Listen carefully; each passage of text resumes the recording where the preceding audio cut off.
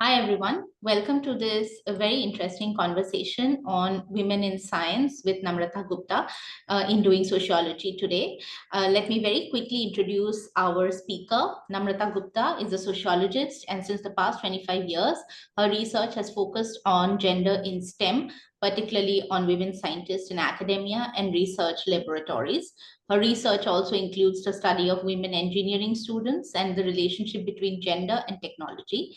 She has published extensively in this field and has papers in the international journals of repute published by Sage, Springer, Taylor and Francis, etc. She has authored two books on the subject, one each by Sage and Routledge. She has also published articles in collaboration with renowned international researchers, including those in an edited volume of the MIT Handbook and in a European Union publication.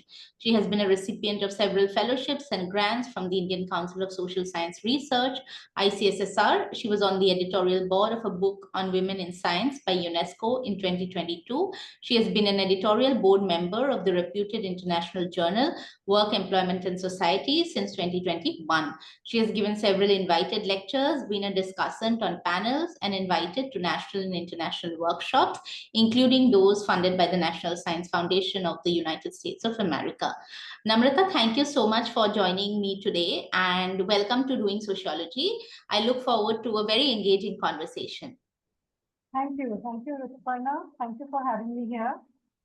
Right. So let's kickstart this conversation with a question about how women academic scientists are influenced by existing gender stereotypes and practices. What do you think about that? Okay, so gendered stereotypes and practices are stronger in the male-dominated professions, such as scientific research. They contribute to a masculine work environment and create a glass ceiling or barriers to the advancement in various ways. For instance, the stereotypical image of a scientist is male, and an ideal scientist is one who is immersed in research and devotes long hours and achieves success early in career, which is also called a male model of science. On the other hand, there is a stereotype that women are central to the domestic sphere, which pervades our social system. As a result, there's an assumption that women scientists have to shoulder heavy domestic responsibilities. And this assumption leads to a perception that women have less time for science, and so their research is not good. Thus, their research is often underestimated. At the time of hiring, the assumption is that a woman is likely to devote time both to work and domestic duties. So a male might be preferred for appointment because he can work for a longer period, while a woman is seen to have other responsibilities. So this creates disadvantage for a female candidate when compared to her male counterpart. Again, because of the perception of dual burden on women scientists, men might be preferred for responsible positions such as membership of the institute committee, which in turn affects their rise to leadership positions. There is a sense among women scientists of being left out of significant departmental tasks. Women might be denied opportunities even without asking them, due to the assumption that she will not be able to spare time for those. Such opportunities could be participation in seminars, consultancy, in any difficult work, in going abroad, or taking part in decisions. Then there are other examples of stereotypes and of gendered social status which contribute to glass ceiling, particularly when there is a lack of critical mass. For example, women's capability to handle certain sections or committees may be doubted simply because those have not handled by women ever. So there might be a bias in task allocation, and a woman might not be given charge of a section or department. Another example is women being ignored or sidelined at the meetings as they lack critical mass. Yet, paradoxically, women are also more visible biologically, and their mistakes get highlighted more because they are in a minority. A general stereotype perception that a good scientist is likely to be male affects women scientists in their interaction with students and with staff. For instance, male doctoral students might prefer male faculty members as supervisors, or staff members might be reluctant to take orders from the female faculty members. So these are some of the examples of how gender stereotypes and practices create a discriminatory work environment for women scientists. Yeah. Right. Thank you. Thank you for that response. I think it very well lays out the next, part of the conversation. So you have worked on something called the triple burden that women in science carry. So could you talk a little bit about it using examples from your own cross-cultural work? That what does it mean and how does it get manifested? Yeah. In the cross-cultural study, broadly, there was a similar triple burden in the US, Germany, and India. However, actual experiences might vary owing to the differences in the cultural norms and institutional structures. So the first burden arises in the work environment. This is due to lack of universalism in science. So universalism is a term given by Merton. It means that participation in science would not be affected by social factors and all contributions to science would be judged on the basis of merit, that there would be no considerations of race, nation, religion, etc. in such assessment. However, in reality, such universalism is subverted by the particularistic criteria such as that of gender. For instance, studies show that papers published by women receive fewer citations. Achievements of women are often attributed to their male colleagues, which is also referred to as Matilda effect. For female scientists in India, gender intersects with the non-Western status of the country. Some researchers have found Euro-American domination in the content of science, in the leading institutions, in the publication regime, and in the language. In this study, which we did, particularism manifested in the work environment in the male dominance in numbers, vertical segregation, that is few women at the higher positions, and horizontal segregation, that is women concentrated in few fields, such as biology, while they are almost invisible in some of the engineering departments. This was found true for all three countries. Underestimation of women's performance is also an example of particularism common to the other countries. Gender criteria enter judgment of female candidates when the interview committees in India brought up family issues while hiring women. Now, the second burden is due to a combination of family and career. And this is because the burden of domestic responsibility falls disproportionately on a woman. In the US, there is a conflict between the biological clock and the tenure clock. The German survey showed that a significantly larger number of women than men participate in the tenure race without having children. In India also, early career progress might conflict with starting a family. Indian women's greater domestic responsibilities than their spouses result in a lack of geographic mobility, for instance, traveling for conferences and for other academic opportunities, inability to attend meetings after the official hours, the names of important committee members might be decided, etc. So the domestic burden becomes further salient in the absence of infrastructural support, such as daycare, elderly care. So this burden forces women to rely on their own merit or the human capital and to work harder than men to prove themselves. The third burden is due to a lack of social capital. Social capital means a web of contacts and networks. It translates into career opportunities, helps in finding mentors, creates opportunities for collaboration, enhances credibility and visibility among the peers. Women scientists, they lack social capital elsewhere also. This is because when women are in a minority, there is boundary heightening. That is, the dominant group, it exaggerates the differences and isolates the minority group. And it's the term used by Cantor when she talks about tokenism. So the women are excluded from the old boys networks and tea clubs, etc. Also, there is homophily, that is informing the network, people network with people of similar attributes. So men form groups with men and women with women. In India, gender homophily and boundaries are enhanced due to norms that discourage male and female interaction. These norms aggravate the tensions of low numbers, especially in departments with a lack of critical mass. A low networking results in the deficit of social capital, a low visibility, and a lack of recognition.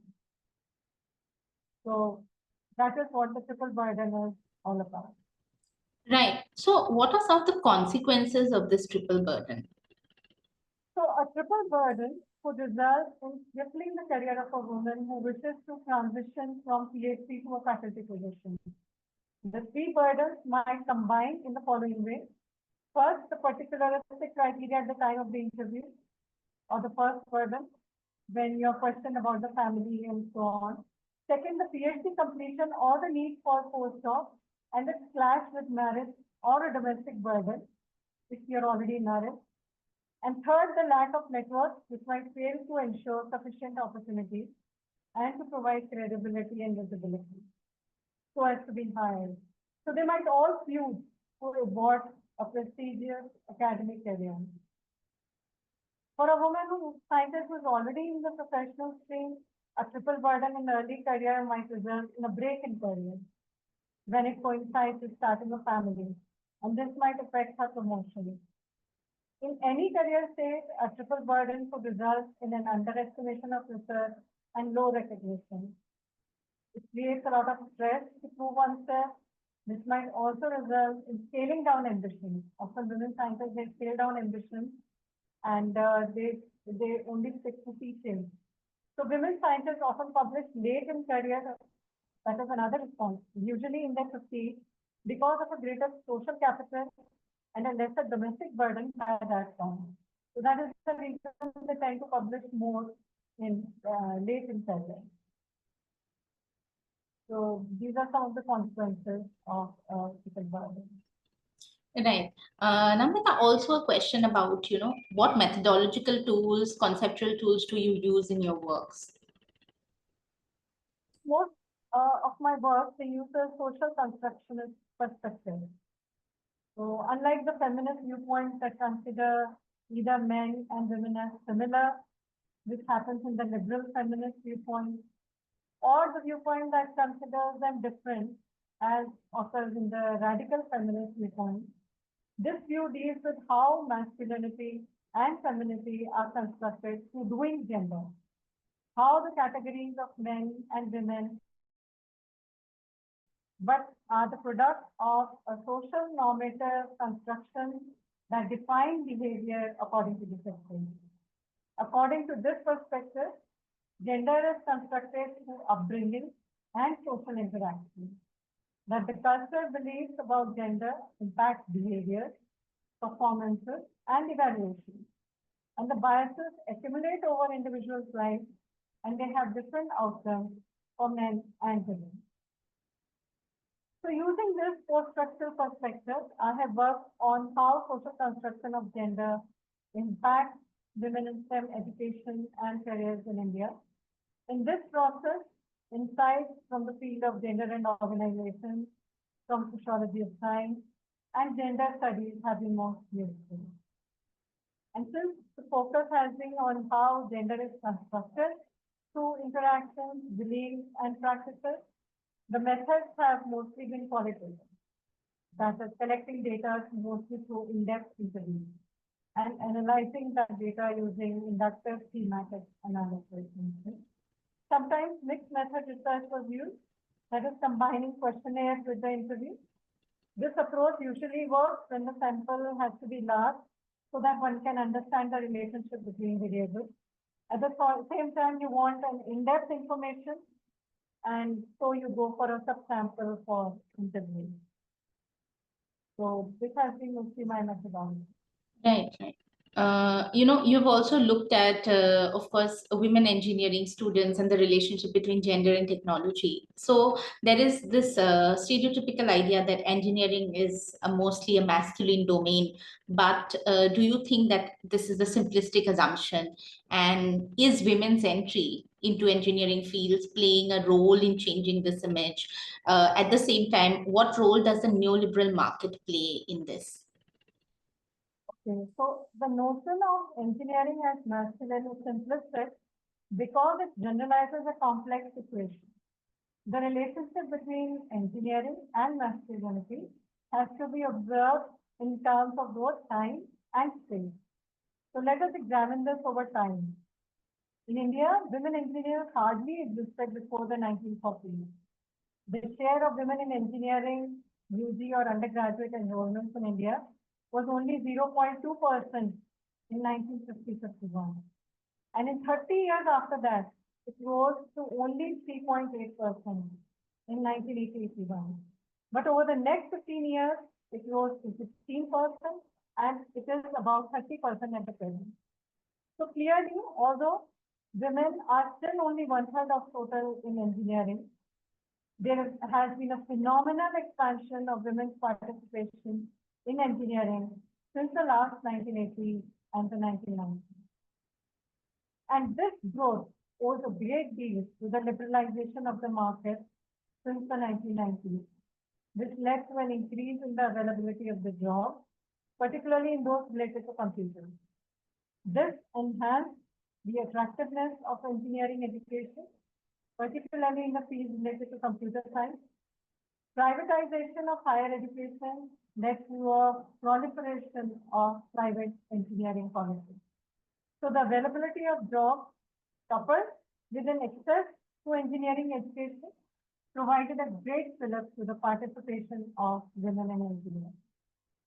In terms of space, the relationship between engineering and masculinity varies between countries, and more pertinently between the West and Southeast Asia. First, let us compare some figures. At present, the proportion of degrees awarded to women in computer engineering at the UG level is 38.5%. And these figures are coming from the AISCC report, the latest one. If we compare enrollment figures, women's preferred branch in engineering is related to computers. This is in contrast to some of the Western countries. In the US, for example, the proportion of women earning degrees in computer sciences has been declining since 1995 and is below 20%, according to an NSF 2017 report. According to a UNESCO report of 2015, computer science shows a steady decrease in female graduates since 2000. And this decline is especially marked in the high-income countries. Between 2000 and 2012, the share of women graduates in computer science has slipped in Australia, New Zealand, Republic of Korea, and US. Now, this is because of the differences in the nature of masculinity attributed to computing. In most countries of the West, computers are associated with the male attributes such as highly technical skills, requirement of long and anti-social hours of work on the machine, and those working on it are perceived as nerds or geeks who are typically male. The primary reason for the decline in the number of women entering computer science in Norway, for instance, is the disliked nerd image. In many Asian countries, including India, computers are not viewed as masculine. Large number of women are enrolled in Malaysia in computer science as the discourse is not perceived to be masculine.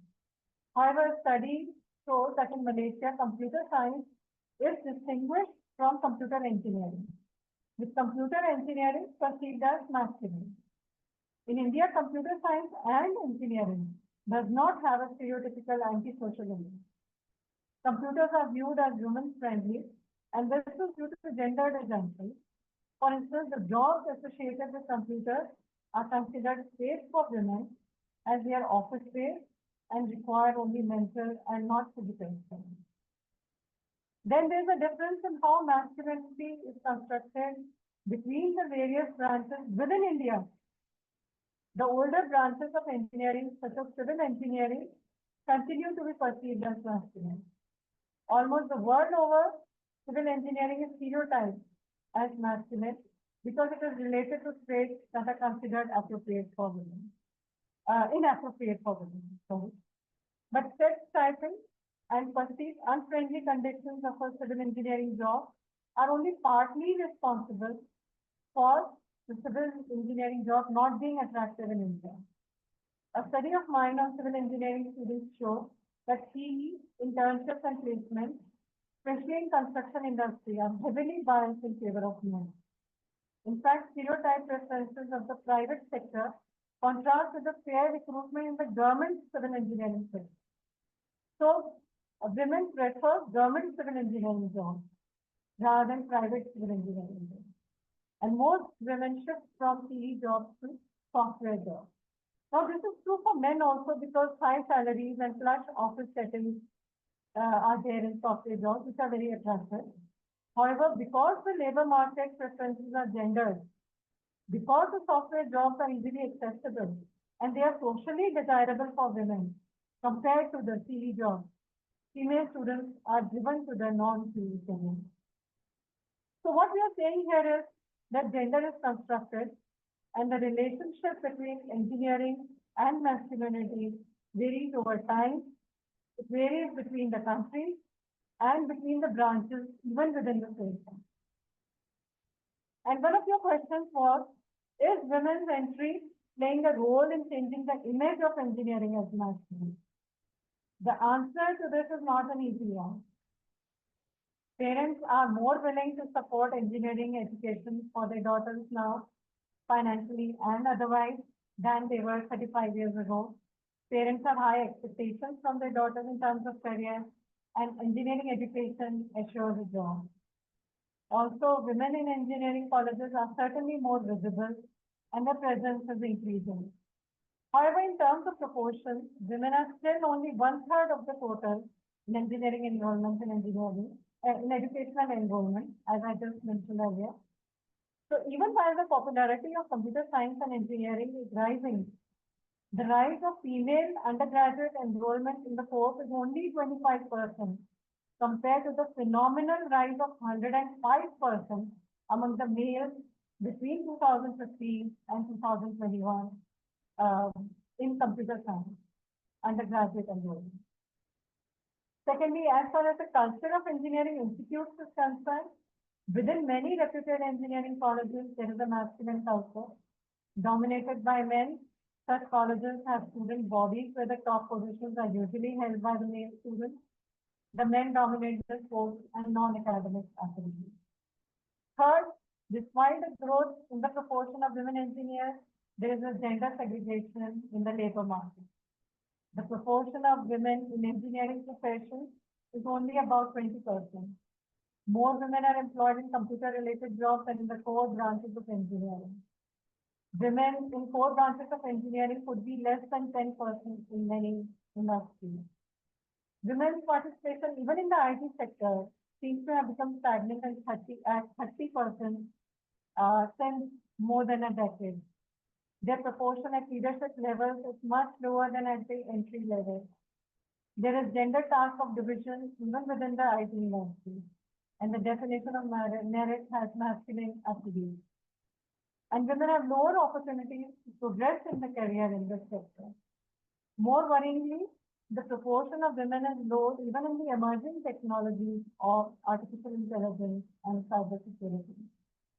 So overall, we can say that the image of engineering has changed in the sense that engineering education for women is considered prestigious.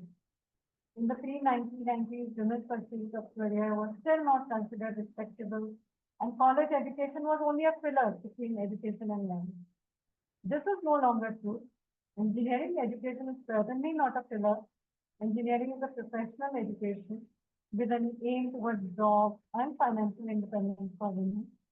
However, the institute and the labor market continue to be masculine and male-dominated.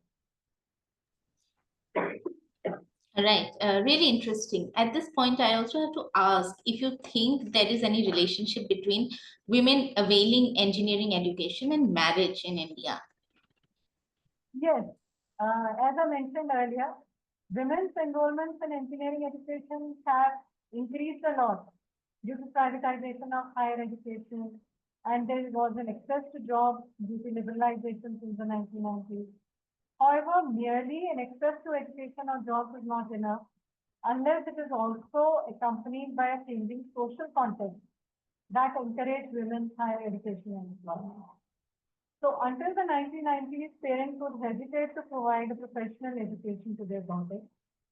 This is because, in accordance with the rules of hypergamy, parents have to find a groom who is more educated and older than their daughter. Also, the ideal wife was a homemaker.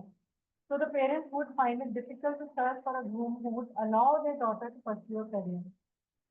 Further, parents are unwilling to spend resources on their daughter's academic career due to assumption that after marriage, benefits of their education would accrue to their husband and their family. But in the recent years, the career-oriented education of daughters, it overlaps with the expectation of the groom's family. An earning bride is increasingly considered and assessed by the groom's family. Engineering education brings prestige to the young woman and her family. It therefore improves marital prospects and eases marital negotiation for a woman's parents, apart from empowering their daughter. So we see here a change and continuity of social norms. There's a continuation of hypergamy, dowry, and patriarchy, but the change is visible in women's greater education and empowerment.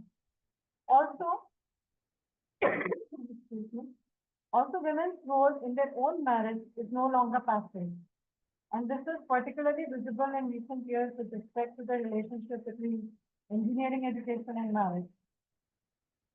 This education imparts greater autonomy to women. Women with engineering degrees are able to shape the parental marital plans by convincing parents of their intent for higher degrees of prestigious exams. They may insist on being thoroughly familiar with the arranged groom or even work out details of work-life balance with him before marriage, as my recent study on civil engineers shows. The parents are reluctant to pressurize their daughters for marriage if they want to pursue higher degrees or government exams. And the engineering education, particularly from a good institute, imparts greater confidence to the parents regarding the abilities of their daughters and to the daughters themselves. Overall, professional education is enhancing women's age at marriage. So by insisting on a professional career and delayed marriage, the women engineers modify the traditional marriage. Right. So, last question.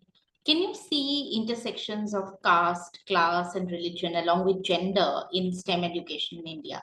As you know that these identities are almost, very intersectional and intertwined with each other in the Indian context. So, do you also see it in the space of STEM education? Yes, the women in STEM are usually Hindu upper caste and middle class. And this is apparent from several studies and reports, including those on the women scientists in research labs and institutes, women working in IT sector, and those that qualify as JEE. Growing consumerism, improved living standards, and high value placed on education among the middle classes have contributed to the rise in women's STEM education, especially among the middle classes. Regarding caste, the lower caste disadvantage is reflected in the severe underrepresentation of the SC/ST groups in engineering courses. And women from these historically disadvantaged castes are significantly less likely to study science than women from other caste groups. Also, privatization has increased the cost of education, and there's a demand for new skills beyond the formal education. So this affects its rise among the SC/STs, particularly among the women, as parents would rather invest in sons than daughters. The SC women are only 10% of the women enrolled in BTech and only 1/3 of the total SC. So they lag behind their male counterparts also. A study of mine on the STEM students at an IIT found that the CPI of these SC/ST students was the lowest among all the caste groups, and women of this caste group had the lowest CPI compared to the women of other castes. However, SC/ST women had a higher CPI than men of their caste. This was also the case in all caste groups. That is, women of the OBC category had a higher CPI than the men of the OBC category. And same thing with the general caste. In general, women tend to overperform because of the performance pressure or a pressure to succeed due to combination of gender stereotypes and their minority status in the STEM institutes. Yet, women's performance varies according to their caste as well. Higher the caste, higher the CPI. This shows intersectionality. That is, neither a caste nor gender group is homogeneous. There are gender differences within a caste group and differences of caste within a gender. Further, in this study, SC/ST women were the most alienated compared to all groups. and they also scored the lowest on self-efficacy amongst all the castes. So this indicates cumulative disadvantage of caste and gender for such women. On the other extreme, caste and gender create a cumulative advantage for the men of the general caste. In this study, self-efficacy and self-esteem were higher for general caste men than even the women of their own caste. They were the least alienated and had the highest self-esteem and self-efficacy among all the castes and genders. Now we know that caste is extremely important in the accumulation of cultural capital in terms of knowledge, attitude, skills. Higher the caste, higher the accumulation of cultural capital. But difference in the acquisition of cultural capital is only part of the reason for the lower caste disadvantage in STEM education. Studies on STEM institutes of higher education have shown deep-seated caste prejudices in interaction in academia. These prejudices might deeply affect self-esteem and self-belief. Studies also show that there's a contrast between theory and practice of inclusion, and psychological support is lacking. There is a stereotype threat or the fear that being lower caste would lead to lower rewards, and this tends to lower the performance as well. And if we include the gender dimension also as the STEM institute, the constraints for the lower caste female students add up some. So this is really Right. No, thank you so much. Yeah, were you saying something? No. So what I mean is, so there is cumulative disadvantage as well as intersectionality. Right. So both factors sort of play a role in contributing to the gender discrimination. Right.